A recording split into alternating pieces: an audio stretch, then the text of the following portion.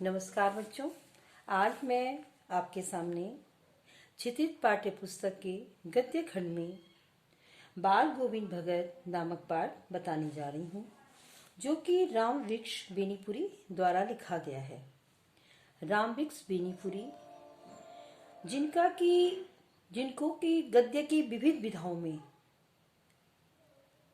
उनके लेखन को व्यापक प्रतिष्ठा मिली।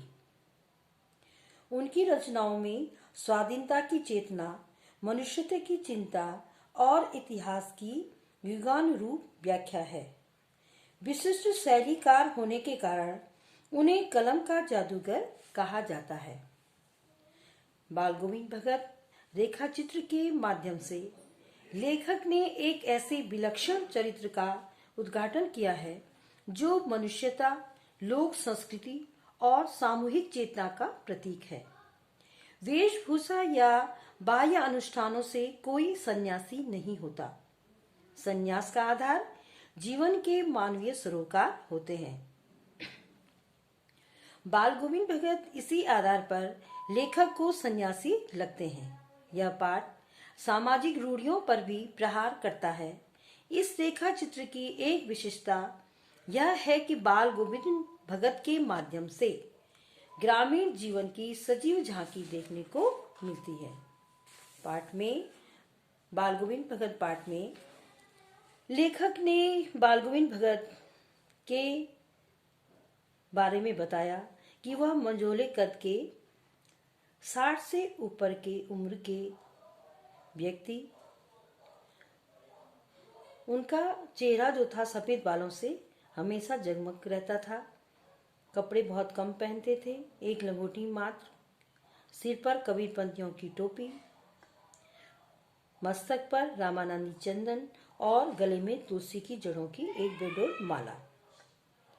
लेकिन लेखक यही कहते हैं कि उनके इसके आधार पे, उनकी शारीरिक वेशभूषा के आधार पर बाल गोविंद भगत को साधु नहीं मानना चाहिए, क्योंकि वे एक गृहस्थ थे। लेकिन अपने आचरण के आधार पर वह साधु कहलाते थे। लेखक कहते हैं कि लेखक को उनकी जो सबसे अच्छी चीज लगती थी वह था उनका मधुर गान। वह कहते हैं कि मैं उनके मधुर गान पर मुग्ध था और जो सदा सर्वदा ही सुनने को मिलते। कबीर के सीधे साधे पद भी जब वह गाते थे तो उनमें सजीवता हो उठती थी। आगे लेखक कहते हैं कि आषाढ़ की रिमझिम है, समूचा गांव खेतों में उतर पड़ा है। कहीं हल चल रहे हैं, कहीं रोपनी हो रही है। धान के पानी भरी खेतों में बच्चे उछल रहे हैं। औरतें कलेवा लेकर मेंढ पर बैठी हैं।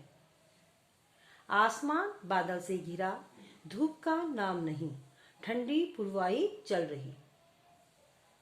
ऐसे ही समय आपके कानों में एक स्वर तरंग झंकार सी कर उठी। लेखक कहते हैं कि बरसात का मौसम है और इस मौसम में सारा गांव खेतों में उतरा हुआ है।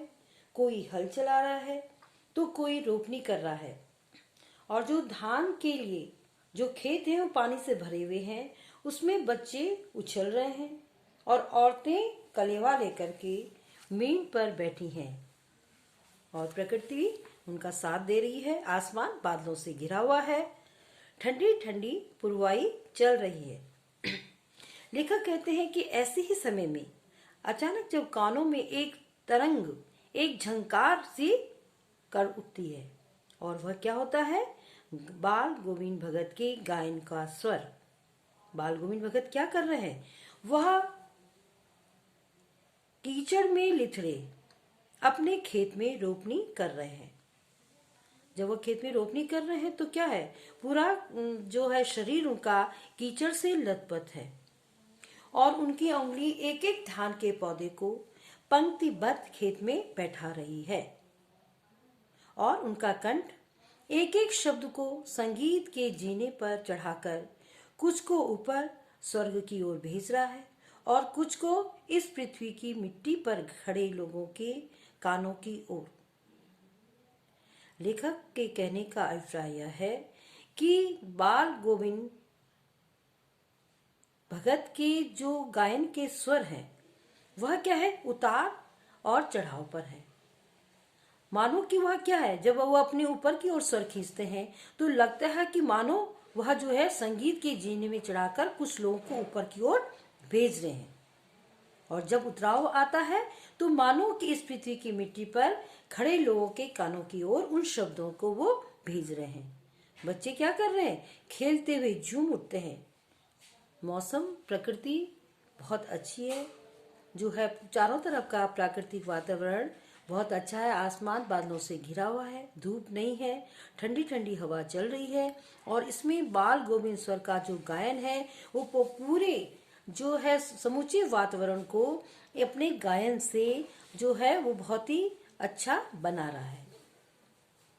और उसके लिए क्या हो रहा है, उस गायन के कारण बच्चे खेलते हुए झूम रहे हैं। मेंढ पर खड़ी औरतों के भी होंठ कांप उठते हैं और वे गुनगुनाने लगती हैं। उनके गायन के साथ उनका भी गुनगुनाना शुरू हो जाता है, और हलवाओं के जो पैर हैं वो ताल से उठने लगते हैं। जब उनका गायन चल रहा होता है उसकी तार में मानो कि उनके पैर भी उठ रहे हैं, और रोपनी करने वालों की जो अंगुलियां हैं एक अजीब क्रम से चलने लगती हैं। तो यह सब क्या है, बाल गोविंद भगत के संगीत का जादू। बाल गोविंद भगत का संगीत प्रत्येक व्यक्ति पर ऐसे छा गया है कि वह उनकी काम करने वो उसी में मग्न है। रोपनी करने वालों की उंगलियां उसी संगीत के लय के साथ चल रही हैं, और मेंढ पर जो औरतें हैं वह भी उनके साथ गुनगुनाने लगी हैं, और हलवाई जो है उनके पैर भी उनके स्वर लहरी के साथ चल रहे हैं। भादों की वह अंधेरी अधरतिया, अभी थोड़ी देर पहले मूसलाधार वर्षा खत्म हुई है। बादलों की गरज, बिजली की तड़प में आपने कुछ नहीं सुना हो, किंतु अब झिल्ली की झंकार या दादरों की टर्टर बाल गोविंद भगत के संगीत को अपने कोलाहल में डुबो नहीं सकती। लेखक क्या कह रहे हैं कि भादों की रात में जब चारों तरफ अंधेरा, घना अंधेरा होता है और मूसलाधार वर्षा अभी खत्म हुई है, तो उसमें क्या है, बादलों की जो गर्जना थी, और बादलों की गर्जना के साथ जो बीच बीच में बिजली चमक रही थी, और बीच बीच में मेंढरों का टर्टर करना।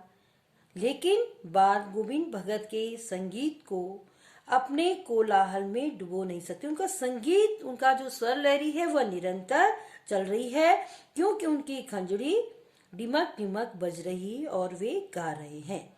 उनका क्या है, खंजरी भी साथ में बजाए जा रहे हैं, और अपने संगीत से चारों ओर के वातावरण को वह यह है सभी लोगों को उसमें मग्न कर दिया है उन्होंने उस वातावरण में। अब क्या गा रहे हैं, गोदी में पियवा चमक उठे सखिया चूक उठे ना। हाँ, पिया तो गोद में ही है, किंतु वह समझती है वह अकेली है। चमक उठती है, चिहुक उठती है। उसी भरे बादलों वाले भादों की आंधी रात में उनका यह गाना अंधेरे में अकस्मात कौन उठने वाली बिजली की तरह किसी न चौंका देता। लेखक कहते हैं कि निस्तब्धता में सोया है सारा संसार। जब सारा संसार भादों की अंधेरी रात में निस्तब्धता सन्नाटे में सोया हुआ है, केवल बाल गोविंद भगत का संगीत जाग रहा है। और क्या जगा रहा है कि तेरी गठरी में लागा चोर मुसाफिर जाग जरा।